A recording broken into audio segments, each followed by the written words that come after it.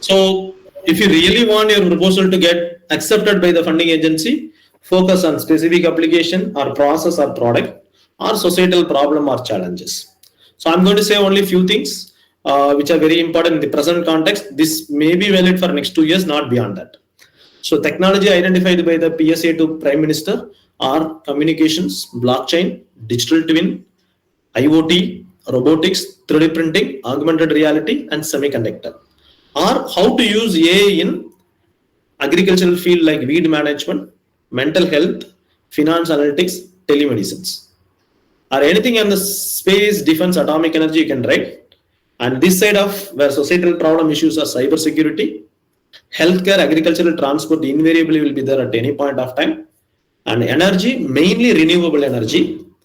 And working on solar desalination, biodegradable polymers, climate change, waste management, environment sustainability.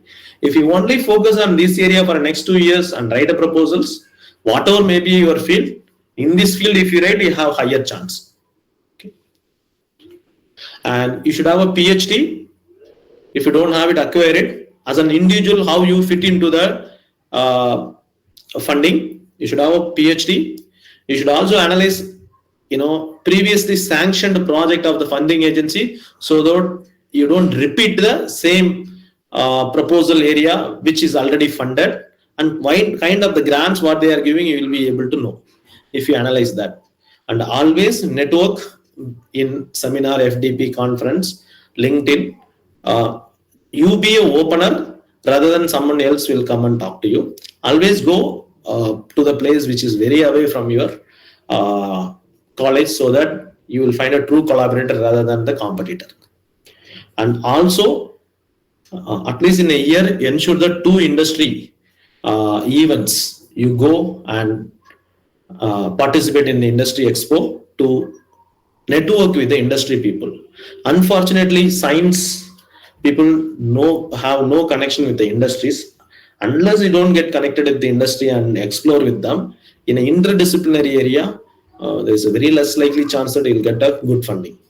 And always write an interdisciplinary problem statement.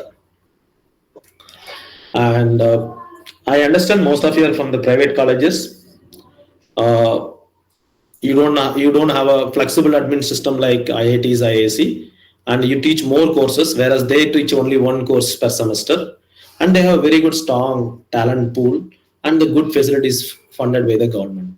You don't have those luxuries, and most of your time is wasted in NAC, NBA, NRF kind of documentation work. So given these all the constraints, you pitch the problem statement and you may not be able to succeed it. So we don't have the luxury of what is available in the Institute of Eminence like IIT, IIScs. But with this constraint, can I make some change in my organization so that the research ambience is improved? So all the science graduates to convince their HODs or the principals to get the institute funding to create the basic facilities, and classify the faculty into the research and teaching and admin, because everyone cannot be a master in all the field of research or the teaching and admin.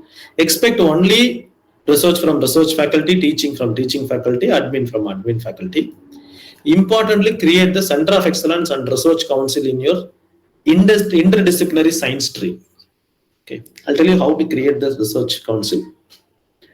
Try to hire retired scientists or Institute of Eminence professors is a assignment basis, not as a permanent faculties. Through online you can conduct the meetings. Any proposal you write should be reviewed by them, mentored by them, okay, before it is submitted to the funding body. This will definitely help you. And you should have a multidisciplinary run Center of Excellence in your college. And management also should reward the faculty whoever makes a good contribution in the research in the form of publications. Only promote quality research practice like SCI journals, not something where you pay the money and get published, or pay the money to the third party through the scam way and get your name added into the paper. Those things don't encourage. And ask these apex body members to give the thrust areas awareness workshops so that faculties are exposed what is the current thrust area needed by the government. Unless they don't know this, it is impossible for them to write proposals which clicks for the funding. Okay, and all the faculties who are into the research should be mentored by the apex body, and who are doing the research should be given less loading in teaching and if you ensure this in your institution, you can promote the research. And in future, all this funding body comes under the ANRF, the format remains same. So it has a state of art, a research plan, origin of the proposals, how relevant are you to the proposals.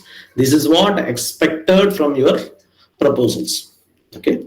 So if you are not worked in the area, you should work in the area, have 1 or 2 publications before pitching the problem for the proposals in that area.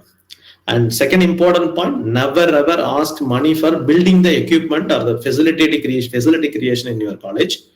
Research fundings are given to execute the research, not to create the facilities. Okay. And these are the elements which is present in any typical proposals. You should know what is that, whether it's application based or the fundamental study, what is the thrust area looked by the funding proposals. And they will look at how articulate are you in clearly defining the research problem and highlighting the research gap, and how it's going to help, or in Indian context, what is important. They will ask you to propose it in the proposal, and what method are you using, what is the expected outcome, what methodology, what is the timeline are you going to do the projects. If it is a 3 years, every 6 months, what are your output expected from your proposals, and what its relevance and significance in the Indian context, not in the international context. They expect you to put it in the proposals. And most importantly, you have to highlight your thought process, how it is unique or innovative compared to the existing studies. And your budget should be clear with the justification for each and every aspects. And you also have to demonstrate that the papers or the publications what you have is relevant to the field of research proposal. If possible, get the letter of support. It's a kind of a recommendation letter from experts of Institute of Eminence or R&D laboratories. This will act as a brownie point for you. It will help you to give the reviewers a confidence that this has been already reviewed by the experts in the field. And always get reviewed and revised through your mentor, that is a research council people, and then submit it with all the annexures. Probably what they ask during the discussion in presentation, is it possible for you to bring down the cost, that is a budget, and what is the feasibility for the prototype and scaling up to the startup. This is the typical question they ask. And do you have any partner for the commercialization of your work? And now academics dynamics have changed in the country. Academic institutions are no more teaching. And last 5 years, people are giving more emphasis on research. Now, next 5 years, if you see, it's more than research. You are expected to do teaching, research, in additions, bringing the entrepreneurship in the college. For that only, you are expected to have an incubation center and startup. In the long run, it should create the MSMEs.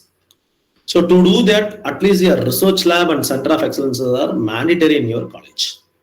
Okay, so these, unless you don't set up in your college, your employability in the private sector will have a, it will be, what I would say, it will be a very scary situation for you. Okay, because all the big giants like top institutions, private institutions will kill the next layer institutions, since you don't have exposure in this area, and your job also will be at risk.